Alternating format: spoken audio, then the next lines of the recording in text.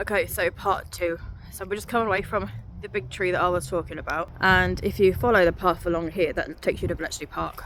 But they lock that entrance, because obviously you've got to pay to get in and stuff. So when was this? This was around the same time as I just described in part 1. Now, I've always loved how they've done this little tree and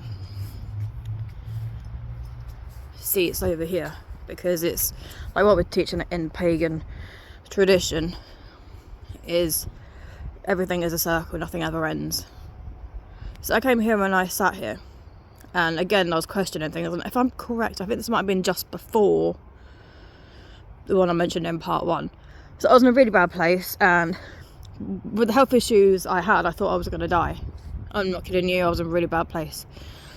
And I sat here and I was just crying by myself, kind of in nature as close as I can get, so to speak, looking at all these graves but they've passed on and wondering how long it'd be before I joined them. Dark stuff. And I'm so glad I'm out of that. Okay, so I sat here, just over here.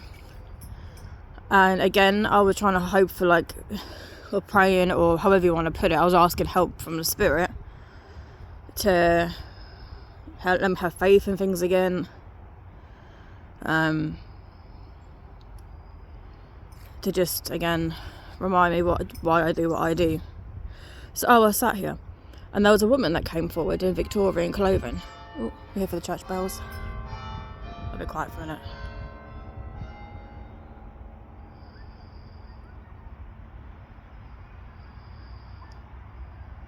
Must be past. So I was sat here, and a Victorian lady came forward. She wasn't saying much, she was just being very, very supportive and kind of like giving me a hug in a way that only spirit could, which I really, really appreciated. And I was trying to communicate with her, and the trouble is, like, when you try and communicate on a mediumship level, when you aren't in a good headspace, you will seriously get crosswise, things will be all wonky. I'm not kidding you. So I was really trying to open up and speak to this lady, and I was like, what is your name? And she said, well, she didn't say anything, but she kept on showing me my cousin's bedroom. Now, my cousin's a reader as well, she's my first cousin. And I was like, why are you showing me Sarah's bedroom? I don't understand, what has my cousin got to do with this? The house isn't old enough for you to have lived there. It was farmland before that. So why are you showing me my cousin's bedroom? And I really could not understand it. I was like, is it a comfort thing? Anyway, so I couldn't make heads or tails of it. I was like, okay, that's fine, thank you for helping me and comforting me and stuff, right? So I get up and I decide, okay, well, let's have a look at all these gravestones. I mean, look how old they are. I mean, they don't even have writing on anymore. I've actually got some family over there, my Stephen's lot. Funny enough, they didn't come forward anyway. So I was having a walk around again, and I was trying to place why she was showing me my cousin's bedroom. Now, my cousin's called Sarah.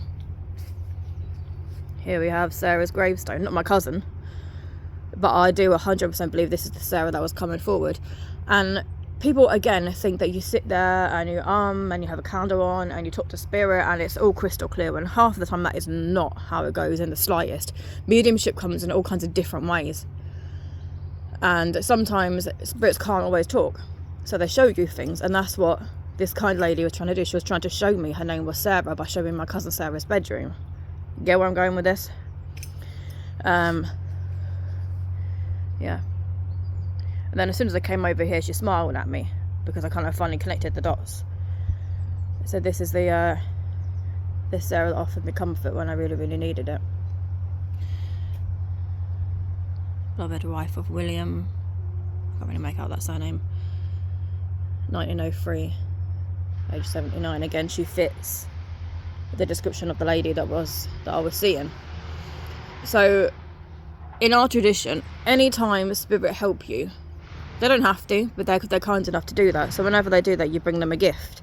So I came probably about a week after that, after I'd been paid, and I bought some lovely flowers. Now, it didn't feel right leaving them at her grave. That's not what she wanted.